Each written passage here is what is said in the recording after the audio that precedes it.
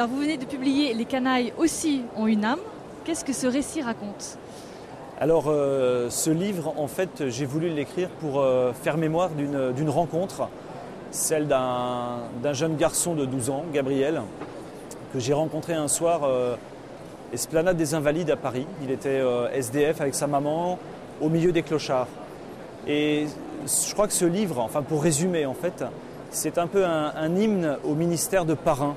Parce que la rencontre avec ce petit garçon a été surtout l'occasion d'abord de lui faire découvrir Dieu. J'ai essayé de ne pas me laisser prendre, on va dire, par la misère sociale simplement de cet enfant, mais de voir, de discerner la misère spirituelle. Et c'est aussi très important. Parce que cet enfant était à la veille, m'avait-il dit, de faire un acte désespéré de suicide. Et donc ce livre raconte un peu l'itinéraire spirituel d'un enfant et son lien avec son parrain de baptême que je suis devenu au fil des mois. Alors dans ce livre, on parle d'une résurrection, d'un hymne à la vie. Qu'est-ce qui s'est passé ?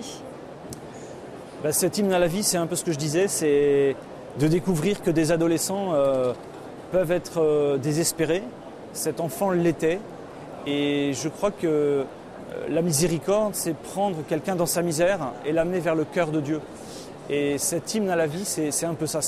J'ai été témoin véritablement de la présence du Saint-Esprit dans la vie de cet enfant, qui l'a fait passer de la mort à la vie, des ténèbres à son admirable lumière. Alors vous êtes beaucoup en lien avec les jeunes, les enfants en difficulté. Ça, c'est un âge qui vous touche particulièrement ? C'est un âge dans lequel je devrais dire que Dieu m'y a conduit.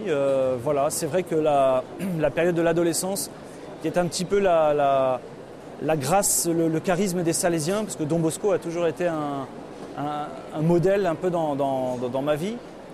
C'est vrai que j'ai été conduit par des ministères différents, des ministères éducatifs, à m'occuper beaucoup d'enfants de cet âge-là, de cette tranche d'âge. Alors on vous a appelé aussi le moine pompier. Pourquoi ? D'où est-ce que ça vient ?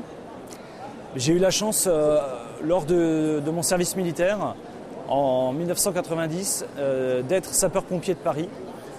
Et la chance aussi ensuite de fonder une troupe de jeunes sapeurs-pompiers chrétiens pour adolescents. Et en fait, du fait d'avoir remis un pied dans une pastorale du diocèse aux armées, l'évêque aux armées m'avait demandé, le jour de mon ordination d'ailleurs, de devenir aumônier des sapeurs-pompiers de Paris.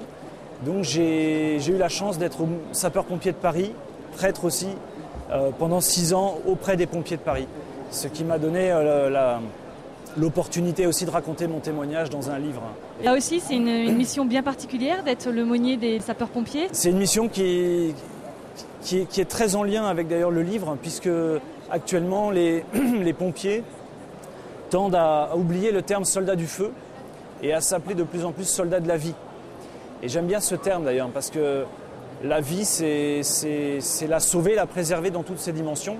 Pas uniquement d'aider les ados dans la rue, mais aussi ce que font les sapeurs-pompiers. Je crois qu'aujourd'hui, le monde chrétien est marqué par l'esprit de Mère Teresa, par Jean-Paul II aussi, l'évangile de la vie, qui est de magnifier la vie, parce que l'homme vivant, c'est la gloire de Dieu, et ça, il ne faut pas l'oublier.